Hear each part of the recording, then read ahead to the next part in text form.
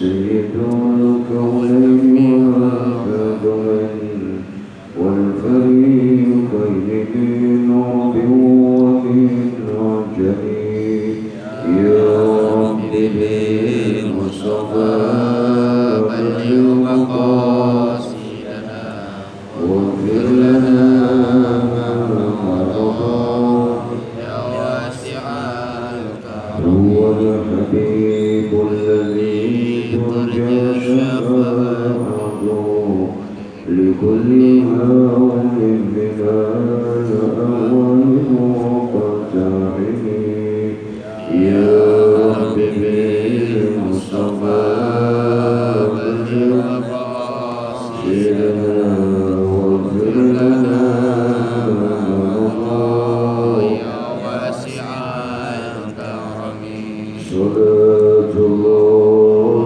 سلام الله على طه رسول الله صلاة الله سلام الله على ياسين حبيب الله يا رب بالمصطفى بلغ مقاصدنا واغفر لنا ما مضى يا واسع الكرم لا إله إلا الله لا إله إلا الله لا إله إلا الله محمد رسول الله يا رب بالمصطفى بلغ مقاصدنا واغفر لنا ما مضى يا واسع الكرم اللهم صل وسلم وبارك عليه اللهم صل وسلم وبارك عليه بسم الله الرحمن الرحيم الحمد لله رب العالمين الذي أنزل القرآن هدى للمتقين والصلاة والسلام على إمام الأنبياء والمرسلين سيدنا ومولانا محمد وعلى آله وأصحابه أجمعين. Amma ba'du, bapak-bapak dan saudara kaum muslimin sekalian, bil khusus para orang tua, para sepuh, teristimewa jamaah sekalian yang sama-sama dimuliakan oleh Allah Subhanahu wa Ta'ala. Malam hari ini tanggal 28 Muharram 1442 Hijriah, kita akan memasuki satu kajian baru, yakni surah Al-Maidah yang bunyinya A'udzu billahi minasyaitonir rajim. Bismillahirrahmanirrahim. Ya ayyuhalladzina amanu awfu bil uqud. أعوذ بالله من الشيطان الرجيم. أعوذ بالله من الشيطان الرجيم. بسم الله الرحمن الرحيم.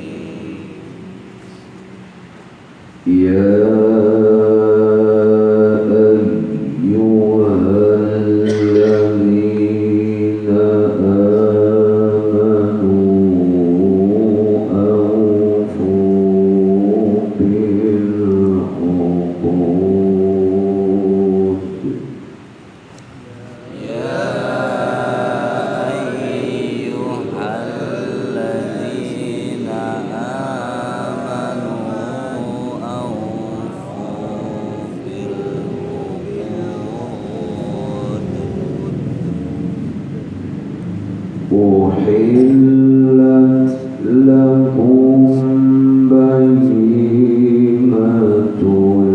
الأنعام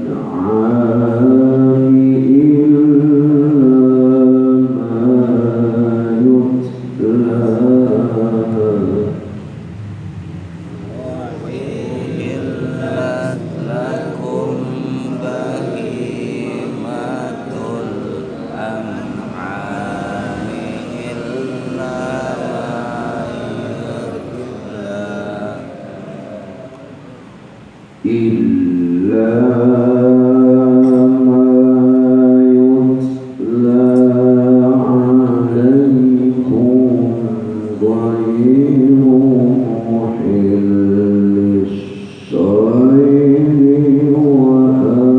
وأنتم حرم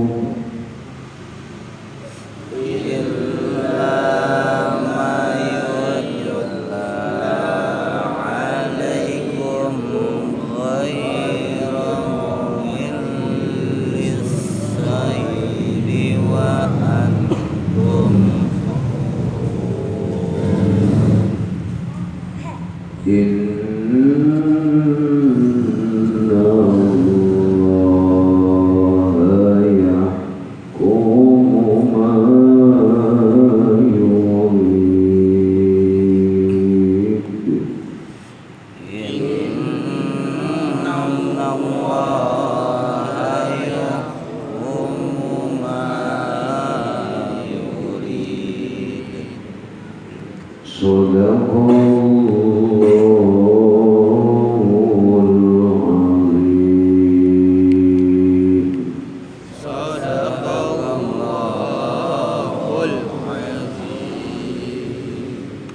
Hadirin bapak-bapak dan saudara sekalian, sebelum kita kaji dan kita telusuri makna dan pemahaman atau kandungan dari ayat pertama di surah Al-Maidah ini, kita akan coba sekarang mengenai persoalan bacaan, baik dalam segi panjang pendek termasuk kaidah ilmu tajwid. Hadirin sekalian, setiap ada huruf ya yang di sana tidak terdapat huruf hamzah setelah huruf alif, maka kalimat itu dinamakan mad jaiz munfasil. Dibacanya tidak sepanjang mad wajib muttasil, dibacanya cukup 5 harokat atau 5 ketukan saja, ya. Dipendek juga nggak boleh dan salah. Contoh kita baca pendek, dan ini banyak terjadi, ya. Kalau dibaca pendek, ya ayyuhal, tuh pendek tuh. Jadi cobalah berlatih diri merubah. Panjangnya semangat 5 ketukan. Kalau bapak saudara di rumah lagi baca Al-Quran, boleh sambil ngetuk sesuatu yang kita ketuk. Ya,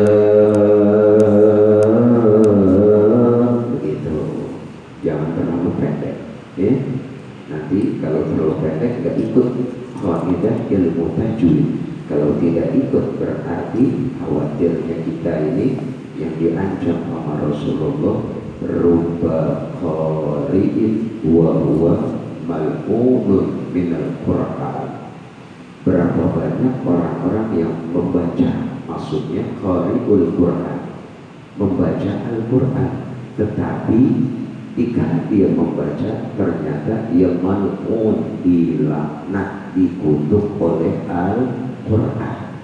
Karena Al-Quran ini nanti di padang mahsyar, saat kita hendak melintas melewati jembatan Al-Mustaqim, nanti Al-Quran akan mencari orang-orang yang baca Al-Quran dengan baik. Ini yang kalau dalam doa kita minta begini, Allahumma ja'alil Qur'ana syafi'an lana. Ya Allah, jadikan Al-Quran ini syafi'an, penolong, lana buat kami. Penolong bagaimana Al-Quran yang dimaksud, yakni jikalau kita bacanya secara tartil, ya. Nah, sebab itu ya ayyuha jangan dibaca teramat pendek. Ya ayyuhalladzina amanu, nah itu Qurannya, ya. Kalau mau baca orang tetap ada kaidah panjangnya. Ya ayyuhalladzina amanu, nah gitu. Alladzina, zal, alladzi huruf zal, dilafaz alladzi itu harokat kasrah. Lalu setelah zal yang berharokat kasrah terdapat huruf ya mati, maka itu dibaca mad tabi'i sepanjang satu alif dua harokat atau dua ketukan yang terlalu panjang, ya. Lalu au amanu itu juga sama mad tabi'i. Lalu aufu sama bil uqudi, ini berhenti tanda wakaf. Kalau berhenti ada huruf dal mati, maka itu memantul, namanya qalqalah kubra, ya. Jadi kita baca begini. Ya ayyuhalladzina amanu awfu bil uqud. Ada pantulannya, D-nya mantul, cuma jangan terlalu dalam, ya, jangan terlalu panjang pantulan. Ini namanya qalqalah kubra. Bacaan huruf yang dibaca huruf itu dengan memantul jikalau mati atau sukun. Lantas uhillat lakum, nah ini dah hamas tipis, tidak terlalu besar karena bertemu huruf lam. Taknya hamas, tak sakinahnya. Uhil, hak kecil, ya. Uhillat lakum bayi, nah bayi hak besar. Lalu lafaz bayi itu hak besar, dibaca satu alif dua ketukan karena ada yang mati, namanya lagi-lagi maddo, yakni jangan teramat panjang. Uhillat lakum bayimatul, gitu, yang terlalu panjang, ya. Baik, nah itu salah karena cuma dua ketukan. Lantas lafaz al-an'am, nunnya jangan disambar, nunnya jangan disambar. Kenapa? Karena nun mati ketemu ain, namanya apa? Izhar. Jadi dijelasin tuh oponin Pak Haji Nawawi, ya. An'am, jadi jangan dibaca nah itu salah. N-nya itu bahimatul an'am. Latihan nih lagi-lagi, ya. A yang pertama dengan A yang kedua beda nih, jangan sampai sama. Contoh kalau sama ini bahimatul waduh, salah. Ini bukan alif tapi ain, ya. Latihan. Tolong berubah dikit, pelan berubah, dirubah bacaan kita. Lalu illa ma yutsla, illa adalah alif dan habis lam ini ada huruf alif mati, ya. Ini disiddah, diganti illa, jangan dibaca illa, salah.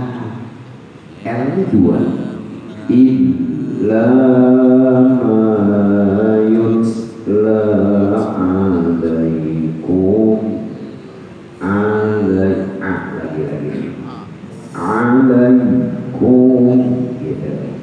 Lantas boyo muhillis soyidi wa antum huruf sabar baru muhillis soyidi wa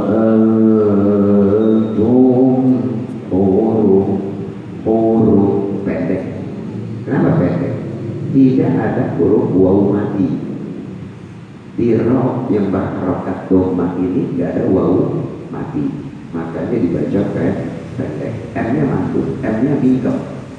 Wa antum gitu. M bibir kita begitu. Jadi karena kita mengucap huruf mim itu ketika ditanya huruf mim nah gitu kayak gitu ya, latihan dirubah pelan bacaan. Kemudian in ditahan, nunnya bertasydid. Innallaha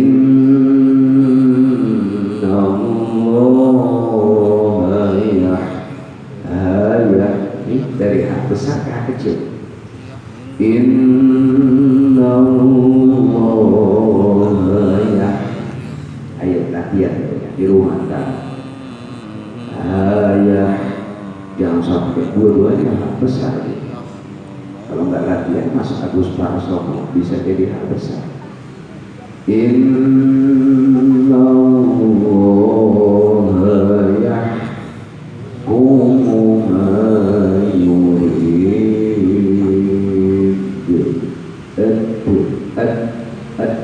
Nah ini namanya qolqolatu kubro. Maturi dikit, jelas ya, latihan. Hadirin kaum muslimin, itu sekedar pandangan mengenai masalah ilmu tajwid di ayat pertama surah Al-Maidah. Kini kita coba untuk memahami makna atau kandungan apa yang tercantum di ayat pertama surah Al-Maidah ini. Hadirin sekalian, perlu dicatat dan diketahui, berulang kali ini pernah saya sampaikan, setiap ayat yang depannya pakai ya ayyuhan itu umumnya ayat tersebut diturunkan oleh Allah kepada Nabi Muhammad yang Nabi Muhammadnya sedang berada di kota Madinatil Munawwarah, atau Nabi Muhammad itu habis melaksanakan hijrah. Setiap ayat yang diturunkan oleh Allah kepada Nabi Muhammadnya sudah hijrah, udah tidak lagi di Makkah, maka disebut ayat Madaniyah. Apa maksud ayat Madaniyah? Ayat yang diturunkan oleh Allah di kota Madinah gitu. Jadi kalau kita belajar sejarah mengenai turunnya ayat Al-Quran, turunnya itu terbagi dua. Yang pertama disebut ayat Makkiyah, yaitu ayat yang diturunkan oleh Allah di kota Makkah. Yang kedua disebut ayat Madaniyah, yakni ayat atau surah yang diturunkan Allah di kota Madinatil Munawwarah. Paham ya? Nah, ayat ini surah Al-Maidah ini diturunkan di kota Madinatil Munawwarah. Jadi Nabi Muhammadnya udah hijrah. Ketika tinggal di kota Madinah, Allah turunkan ini ayat. Bunyinya ya ayyuhalladzina amanu, wahai orang-orang beriman. Kenapa Allah pakai amanu? Karena umat Islam ketika sudah ada di kota Madinah itu umat Islamnya udah banyak dan sudah pada beriman kepada Allah. Kalau di kota Makkah itu biasanya Allah pakai kalimat ya ayyuhan nasu, wahai manusia. Di situ belum ada kata-kata amanu, karena manusia di kota Makkah itu belum semuanya beriman. Tapi kalau udah di Madinah, di Jafaruddin, ini udah mayoritas banyak umat makanya digunakan kalimat amanu. Perintah Allah buat orang beriman, termasuk buat kita nih, ya, diperintah aufu bil uqud, sempurnakan tunaikan janji-janji kita. Jadi kalau kita punya janji, ditunaikan, jangan diingkari. Nah, ini perintah Allah pertama. Kenapa Allah sentuh begini? Karena isi kandungan di dalam surah Al-Maidah nanti itu berisi tentang hukum-hukum Allah, hukum halal, hukum haram, makanan, berburu, berhaji, pernikahan. Nanti hukum halal dan haram adanya terkandung di dalam surah Al-Maidah. Kalau di Al-Baqarah, di Ali Imran itu penguatan tauhid. Di Al-Baqarah, di Ali Imran dikuatkan tauhid juga dengan disuguhkan cerita-cerita Nabi dan Rasul terdahulu.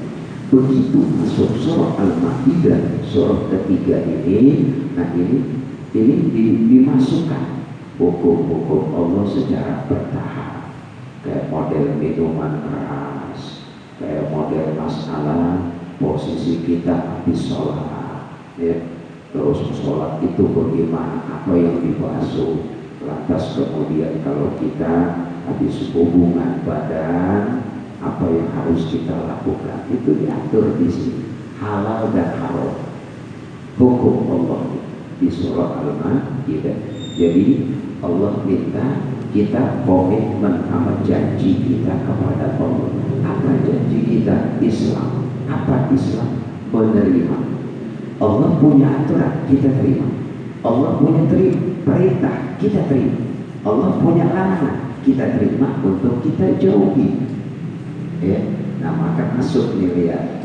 Uhillat lakum bahimatul an'am, dihalalkan lakum untuk kalian semua bahimatul an'am, hewan-hewan ternak. Apa aja jenisnya? Dulu hanya baru kambing, kerbau, sapi, dan cuma 4. Jadi ayam belum ada, artinya belum diternak. Di zaman-zaman kemudian baru diternak, sehingga ayam masuk. Soang belum diternak, bebek belum diternak, baru 4 jenis hewan ini: kambing, kerbau, sapi, dan onta. Itu dulu ketika ayat ini diturunkan. Jadi baru 4 binatang ini: ayam, soang, bebek belum diternak. Kuda saja baru kali-kali ini kan diternak. Tapi kuda itu diternak bukan buat dimakan, tapi berkaitan dengan ketangkasan pacuan. Jadi kuda itu termasuk hewan yang dagingnya kagak boleh dimakan, illa lidawah, kecuali buat obat. Obat itu juga masih ada pertimbangan bagaimana kalau masih ada medis, obat lain, tetap daging kuda ini belakangan. Paham tak? Kita nih umpama, mohon maaf, na'udzubillah min dzalik, jangan sampai kita alami. Kita umpama punya penyakit diabetes, lalu ada orang bilang kalau diabetes coba minum air kencing sendiri yang keluar pada saat kita bangun tidur di pagi hari. Minum. Kita tahu hukum air kencing adalah haram, najis, karena najis haram. Nah, boleh nggak kita minum air kencing kita sendiri yang keluar saat kita baru bangun tidur di pagi hari? Masih belum boleh. Kenapa? Sebab masih ada obat medis lain yang bisa menanggulangi penyakit diabetes. Masa kencing itu belum halal. Ya, paham. Nah, begitu juga tadi yang namanya kuda. Kuda ini binatang pacuan, binatang ketangkasan. Dia nggak boleh dagingnya dikonsumsi, dimakan. Jadi yang boleh dimakan itu apa tadi? Kambing, onta, sapi, kerbau. Nah termasuk nanti dari kias ulama baru muncul ada ayam, bebek, soang, boleh nggak dagingnya dimakan? Boleh kalau doyan. Puyuh, ya. Terus lagi arnab, kelinci itu boleh dimakan tuh. Marmut, burung dagingnya dimakan boleh. Tapi burung juga nggak semua burung. Kalau burung yang punya apa ini, cakram tajam, punya paruh tajam, dan dia pemakan bangkai, haram. Burung apa itu? Makan bangkai, haram, nggak boleh. Walaupun namanya burung. Jadi dia punya cakram. Kucing itu haramnya kenapa? Punya cakram. Monyet haramnya kenapa? Cakramnya tajam. Makanya bini kita itu nggak boleh, haram dimakan. Kenapa? Kukunya tajam. Ya makanya saya dia, bini kita hanya masa habis, hanya haram dimakan. Ya, uhilat lakum bahimatun illa ma yusla alaikum, kecuali sesuatu yang sudah tercantum dibacakan alaikum untuk kalian. Udah ada keterangannya, uji apa yang boleh, ada hadisnya, ada ini keterangan. Nah kalau udah ada yusla, udah dibacain, ada dalilnya, baru halal Pak Haji Nawawi. Kalau nggak ada dalilnya, jangan coba-coba. Sebab kayak zaman sekarang udah banyak kan restoran yang menyediakan daging biawak, daging monyet. Haram tuh asis monyet. Kenapa haram? Nyangkram, monyet nyangkram gak asis. Ekor gigit monyet. Terus buaya makan bangkai, haram. Biawak haram. Ular apalagi, jelas haram, nggak boleh. Udah dijelasin tuh. Makanya kita di sini harus bisa menerima legowo sama hukum-hukum Allah yang dihalalkan dan diharamkan. Udah haram. Nah ini kadang yang kita bikin bingung tuh masalah kepiting ya. Betul? Iya begini Pak. Kepiting itu ternyata begitu diadakan bahsul masail, pembahasan masalah musyawarah oleh para ulama-ulama di Indonesia. Jadi ternyata dibedah badannya kepiting. Begitu dibedah, itu kepiting ternyata punya cadangan air di dalam tubuhnya. Jadi kepiting itu kalau di air dia minum air. Sehingga kalau di kepiting naik ke darat, dia bisa kuat 1 jam, bisa 1 hari 1 malam, dia masih hidup aja. Kenapa? Karena dia punya cadangan di dalam tubuhnya berupa cadangan air. Nah berarti karena ada itulah dia kuat. Kalau nggak ada itu dia nggak kuat, tetap hidupnya satu alam, yakni di air doang.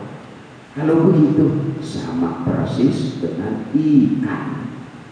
Ikan itu kan beberapa menit, beberapa saat dia masih bisa bergerak tuh di daratan. Apalagi ikan gabus, ikan lele, itu kadang kita biasa besok atau tengah malam tuh masih kelopak-kelopak, masih kuat ikan lele, ya kan? Nah jadi kepiting ini begitu dibedah ada cadangan airnya. Kesimpulannya kepiting berarti halal. Kenapa? Karena dia kalau nggak punya cadangan, dia tetap mati di darat. Jadi dari itulah kepiting halal. Boleh dimakan, silakan kalau doyan, kalau mau. Kalau ragu jangan, kalau ragu. Kalau yakin makan halal. Ya Pak? Iya, silakan makan. Itu boleh, karena ada keterangan yang dibahas oleh ulama melahirkan suatu hukum. Nah itu halal, yang haram, yang halal. Termasuk juga diharamkan goyro mohel lisoidi wa antum huru, diharamkan juga ketika kita lagi huruf ihram, lagi pakai baju ihram, yakni saat kita haji atau umroh, lagi pakai baju ihram, pada kijang atau kita bawa joran, kita mancing, ya boleh. Lagi sempat amat lagi ihram, bawa pancingan, dia pasang peril, atau bawa panah. Dulu di zaman Rasul begitu Om Budi. Jadi ini ayat terjadinya berkaitan dengan masa lalu, di mana dulu Masjidil Haram itu dia masih terbuka, nggak tertutup seperti sekarang. Jadi Ka'bah ya terlihat kemana-mana, nggak ada tutup. Kemudian ini juga masih padat pasir, masih beda dengan sekarang. Masalah sudah cakep, rapi. Ini juga di marmer, marmernya anti panas, anti dingin. Itu marmer Masjidil Haram. Kalau musim dingin dia hangat, kalau musim panas dia agak adem. Hebat tuh marmer. Beli di Itali beli. Kalau nggak tahu saya anterin. Bikin rumah kayak begitu tuh, ya bikin rumah dulu, marmernya hebat. Hadirin sekalian, jadi kalau lagi ihram nggak boleh berburu, jangankan berburu bang, pakai minyak wangi-wangian, pakai parfum, tanya Bang Haji Sayuti, lagi pakai ihram nggak boleh. Ya Pak Judul itu, iya Pak Jenawal nggak boleh, bisa kena bayar denda dan bisa merusak ihram kita. Senang-senang bercanda-bercanda sama istri, cium-ciuman, padahal istri sendiri haram, nggak boleh. Tuh lagi ihram, karena itu intinya ibadah haji atau ibadah umroh, maka dilarang. Sebab itu orang kalau mau haji mau umroh bukan sekedar pergi, tapi harus punya manasik ilmunya. Di travel juga jangan pada cuma nampung nyari untung, bukan. Kan kadang travel gitu, travel A, travel B, travel C dan seterusnya. Lalu travel yang jamaahnya banyak tuh, orang ditampung dari urusan di jamaah. Banyak begitu tuh Haji Nawawi Komputer, cuma nyari untung, dosa masa ibadah di komersil. Nah makanya orang haji dan umroh dalam hal ini pakai pakaian ihram itu diharamkan berburu. Kenapa? Karena semua itu tadi yang namanya hewan ternak, juga larangan dalam berihram, itu semua innallaha yahkumu ma yurid, telah dihukumkan sesuai kehendak Allah. Jadi Allah lah yang membuat hukum, kita sebagai hambanya harus mematuhi dan mengikutinya. Inilah yang disebut Islam. Jadi Islam itu artinya nerima, paham. Islam itu sejahtera. Jadi kalau kita berada di agama Islam, kita sedang berusaha mensejahterakan kehidupan kita. Kalimat Islam itu nggak beda jauh dengan assalamu. Salam itu sejahtera. Jadi orang Islam itu harus sejahtera. Sejahtera apa? Mensejahterakan hidupnya menuju jalan yang benar melalui aturan peraturan Allah. Di antaranya ajaran Islam menolak minuman keras karena merusak, karena merugikan, maka kita ikuti itu. Selingkuh dilarang dalam ajaran Islam karena merusak. Nah sebab itu kita ikuti. Berarti ketika kita Islam, kita sedang berusaha mensejahterakan hidup kita ila mardotillah, menuju ridhonya Allah. Paham Pak? Jelas. Nah kesimpulannya, jadi pada ayat pertama ini di pembukaan surat Al-Maidah, Allah mau ngajak kita. Apa ajakan Allah? Agar kita bisa legowo menerima hukum-hukum Allah yang nanti secara terperinci akan kita ketahui insya Allah. Hadirin sekalian, sampai di sini mungkin pembahasan kajian kita untuk malam hari ini. Pak insya Allah malam Rabu akan datang bila sehat panjang umur, tidak ada halangan rintangan, kita lanjutkan kembali insya Allah. Sebelum saya tutup, saya mau sampaikan undangan informasi bapak-bapak dan saudara yang malam minggu besok nggak ada halangan, nggak ada rintangan, sudi kiranya untuk hadir di rumah saya dalam acara pengajian bulanan rutin malam minggu besok. Kakek bil Qur'an waj'alhu lana imaman wa nuran wa hudan wa rahmah.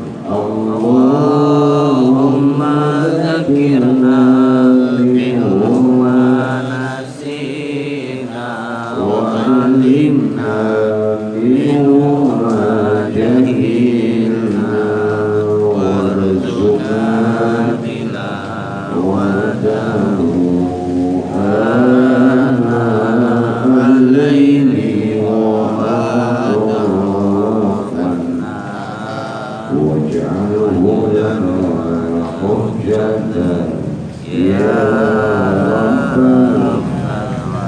rabbal alamin. Assalamualaikum warahmatullahi wabarakatuh.